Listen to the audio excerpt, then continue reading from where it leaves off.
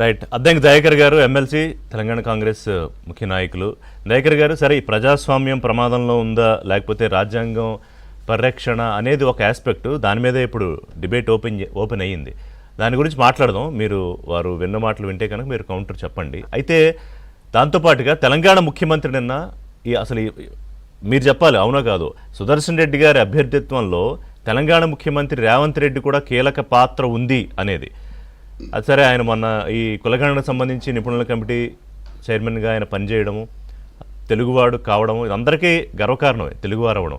So ఇప్పుడు ఆ తెలుగుతనం versus ఈ పొత్తు ధర్మం తీసుకొచ్చి మొత్తం అందరినీ ఇరుకుని పడేశారా, ముఖ్యంగా తెలుగు పార్టీలకు సంబంధించి ఎన్డీఏ భాగస్వామ్య పక్షాలని?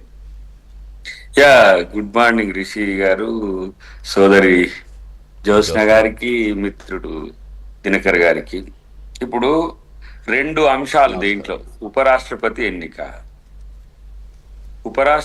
ఎన్నిక సాధారణంగా వచ్చింది కాదు, అసాధారణంగా వచ్చింది. ఏంటంటే ఉన్న ఉపరాష్ట్రపతి సుప్రీంకోర్టు మీద, రాజ్యాంగం మీద వివిధ రకాల వ్యాఖ్యలు చేయడమో, లేకపోతే బీజేపీ అనుంగు శిష్యుడు కాకపోవడం వల్లనో, లేకపోతే బీహార్ ఎలక్షన్లో అది సమస్య అయిద్దనో తనకు ఉద్వాసన పలకడం అనేది జరిగింది. సో ఈ క్రమంలో ఎన్డీఏ తన అభ్యర్థిని సౌత్ నుంచి రాధాకృష్ణన్ గారిని పెట్టడం జరిగింది. ఆ రోజు చర్చల్లో చాలా మంది పెద్దలు అనుకున్నది ఏంటంటే, రాష్ట్రపతి ఉత్తరాదికి సంబంధించింది కాబట్టి ఉపరాష్ట్రపతి కూడా ఇటు ఉంటే బాగుంటుందనే ఉద్దేశంతో కాంగ్రెస్ పార్టీ కూడా ఒక న్యాయ కోవిదులు, సరే సుప్రీంకోర్టు జస్టిస్, ఇవన్నీ కూడా న్యూట్రల్గా ఎన్ని రోజులు ఉన్నప్పటికీ కూడా వారి వ్యక్తిగత జీవితంలో కానీ, న్యాయ జీవితంలో కానీ, లేకపోతే ప్రజా జీవితంలో చాలా ఉదాత్తమైన రాజకీయ నేపథ్యం, పౌర నేపథ్యం ఉన్న వ్యక్తి. ఇప్పుడు రాజకీయాల్లో ఉపరాష్ట్రపతి అనేది పార్టీలకు సంబంధించిన అంశంగా, రాష్ట్రపతి అనేది పార్టీకి సంబంధించిన అంశంగా రాజ్యాంగం చూడదు. సరే, మనం చూస్తాం, అది వేరు విషయం. ఇక్కడ ఉపరాష్ట్రపతి జాతీయం, ఉపరాష్ట్రపతి రాష్ట్రీయం. రాష్ట్రీయం అంటే ఇక తెలుగు.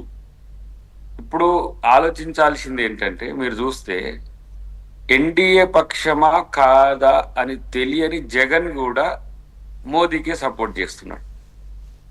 ఇంకా కేసీఆర్ దేంతో తెలియలేదు.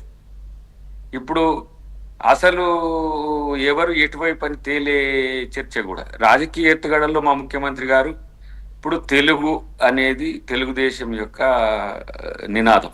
అవును. ఏంటిది? తెలుగు వారి ఆత్మగౌరవం కొరకే ఆ రోజు ఇందిరాగాంధీ గారిని వ్యతిరేకించి ఆఫ్టర్ ఎమర్జెన్సీ వారు పెద్ద ఎత్తున ఇక్కడ విజయం సాధించడం జరిగింది. సరే, రాజకీయ వ్యూహాల్లో భాగంగా ఒకసారి కాంగ్రెస్ తో ఉండాల్సి వచ్చింది. తర్వాత ఇప్పుడు బీజేపీతో, ఎన్డీఏతో ఉంటున్నారు అటువైపు. కానీ జగన్ ఎటువైపు ఉన్నాడు అని అంటే మోడీ వైపు ఉన్నాడు.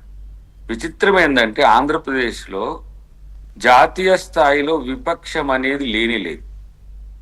ఇప్పుడు తెలుగువాడిగా వచ్చినప్పుడు ఆత్మప్రబోధానుసారం ఓటు చేసుకోవచ్చు కదా, రాష్ట్రపతికి కానీ ఉపరాష్ట్రపతికి కానీ. ఇప్పుడు సౌత్ అని, ఇప్పుడు తెలుగు ఆత్మగౌరవం అనేది ఇప్పుడు కనబడదా? ఇప్పుడు ఓన్లీ బీజేపీ లేకపోతే ఎన్డీఏ రాజకీయాలు కనబడతాయా? ఆయన కాంగ్రెస్ పార్టీ కాదు కదా. ఎందుకు ఈ తరహా చర్చ చేస్తుండ్రు అని అంటే దాంట్లో చాలా మతలబులు ఉంటాయి, అది వేరు విషయం. నేను అక్కడ ఇంట్రెస్టింగ్ పాయింట్ ఏంటంటే, ఎన్డీఏ భాగస్వామ్య పక్షం కాని జగన్ కూడా ఎన్డీఏకే సపోర్ట్ చేయాల్సిన పరిస్థితి ఎట్లొచ్చింది? ఇది రాజ్యాంగం.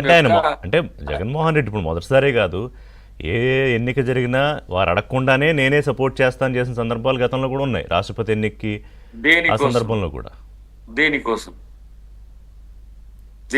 ఒక విధాన ప్రకటన చేస్తున్నప్పుడు మన విచారధార ఏంటనే చర్చ ఉంటది కదా.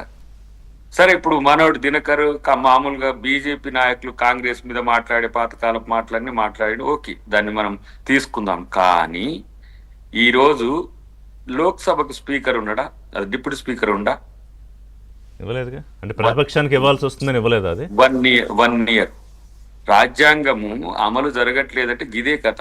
ఏం సమస్య వచ్చింది? మీ ఓనే పెట్టుకోరా, అది లేకపోతే పెట్టుకోలేదా గతంలో? అసలు రాజ్యాంగ వ్యవస్థలో ఇప్పుడు ఈసీ ఉన్నది. అరే, ఈ ఓట్లు ఎట్లా పోయినారు కాబట్టి వాడు మనల్ని ప్రశ్నిస్తున్నాడు. ఏదో మోర్ దాన్ ఇండియన్ డెమోక్రసీ అన్నట్టు, ఇండియన్ కాన్స్టిట్యూషన్ అన్నట్టు. Election commission of one of the organisation.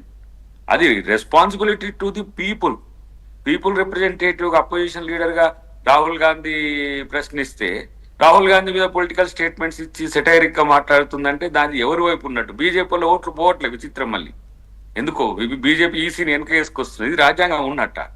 సరే అదొక చర్చ, అది వేరే ఎలక్షన్ కమిషన్ సంబంధించి. ఇక్కడ నేను అంటున్నా, ఇక్కడ కేసీఆర్ గాని ఇప్పుడు ఆయన తెలంగాణ ఆత్మగౌరవం అన్నాడు.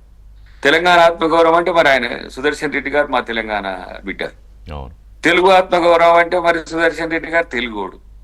వీళ్ళని కాదని మరి ఇప్పుడు తమిళలకు లేకపోతే ఇంకో ప్రాంతం వాళ్ళకు మీరు చేస్తుండంటే ఇప్పుడు ఎవరు క్వశ్చనబుల్, ఎవరి యొక్క ఆలోచన క్వశ్చనబుల్ అనేది ఆలోచించుకోవాలి కదా. నేను ప్రత్యేకించి దీన్ని ఎందుకు ఉటంకిస్తున్నా అంటే ఆయన ఏం కాంగ్రెస్ పార్టీ నాయకుడు కాదు, ఎక్స్పర్ట్. ఇక్కడ జనగణనకు అప్పుడు ఎక్స్పర్ట్స్ కమిటీకి సంబంధించిన అంశంలో ఆయన చైర్మన్ గా పెట్టిండ్రు. దాంట్లో నాన్ కాంగ్రెస్ కాదు, అసలు నిరంతరం పొద్దుగా లేచిన కాంచి కాంగ్రెస్ వాళ్ళనే విమర్శించే వాళ్ళని కూడా మేము ఎక్స్పర్ట్స్ కమిటీలో పెట్టినాం. ఎందుకంటే ఓబీసీ రిజర్వేషన్ల కొరకు పెట్టాల్సి వచ్చింది. రెండవది నేను అతి ముఖ్యమైన చెప్తున్న, ఈ రాజకీయాల కోసం రాష్ట్రపతి ఉపరాష్ట్రపతి కాదు, గవర్నర్లను కూడా వివాదాస్పదం చేస్తున్నది భాజపా. గవర్నర్లు కూడా న్యూట్రల్ గా ఉండేటోళ్ళు. వీళ్ళు ఒక బిల్ చేసి పెడితే బిల్లు రాష్ట్ర ప్రభుత్వం 2 శాసనసభ శాసన మండలి సైతం ఇక్కడ తీర్మానాలు చేసి పైకి పంపిస్తే 4 నెలల నుంచి అట్టు పెట్టుకుంటున్నారు. అది చెన్నైకి అంటే తమిళనాడుకు జరుగుతున్నది, ఆంధ్రప్రదేశ్ జరుగుతుంది, రేపు కాంగ్రెస్ పాలిత ప్రాంతాలు, బీజేపీయేతర ప్రాంతాలంతా జరుగుతున్నది అదే. ఈవెన్ దో యూరియా బీజేపీయేతర రాష్ట్రాలకి ఏ రాష్ట్రంలో కొరత లేదు. నిన్న బీసీ బిల్ గురించి కూడా మాట్లాడారు ముఖ్యమంత్రి, బట్ ఉపరాష్ట్రపతి కాదు కదా, రాష్ట్రపతి దగ్గర ఆగింది అది. ఎప్పుడైనా ప్రజాస్వామ్యం క్రాస్ చెక్ ఉండాలి, చెక్ పాయింట్స్ ఉండాలి. డిప్యూటీ స్పీకర్ ప్రతిపక్షానికి ఇవ్వాలని ఎందుకు ఒక ఆనవాయితీగా వచ్చింది? అదొక మర్యాద పూర్వకమైన చర్చ. అది ప్రజాస్వామ్యయుత వాతావరణంలో ఆ రోజుల్లో జాతీయ ప్రభుత్వాలు ఉన్న ఇప్పుడు సాధ్యమవుతుందా కాదా అంటే ఇట్నే జరుగుతుంది అనుకో. రేపు నేనేమంటున్నానంటే రేపటి రోజున కనీసం ప్రతిపక్షాలను, ఇప్పుడు సిబిఐ ఈడీ వాటిల్లో కూడా ప్రతిపక్ష నాయకులను సంప్రదించి వాళ్ళని కమిషనర్లు డైరెక్టర్లను పెట్టే ఒక ఆనవాయితీ ఉండే, దాన్ని కూడా తీసేసిండ్రు. ఇలా పరిస్థితి చూస్తే ఏది ముఖ్యమంత్రి కూడా లేకపోతే ఏ స్థాయి నాయకుడైనా 3 నెలల రోజులు జైలుకి పోతే గతం ఆయన పదవి వద్ద కొత్త చట్టం తెచ్చింది. బీజేపీ ఎక్కడైనా అవినీతి చేసినట్టుగా ఎక్కడైనా మీకు దాఖలాలు ఉన్నాయి? జాన్సన్ గారు, బిఫోర్ కమింగ్ టు యూ ఒక్క నిమిషం, దినకర్ గారు ఏంటి పాయింట్?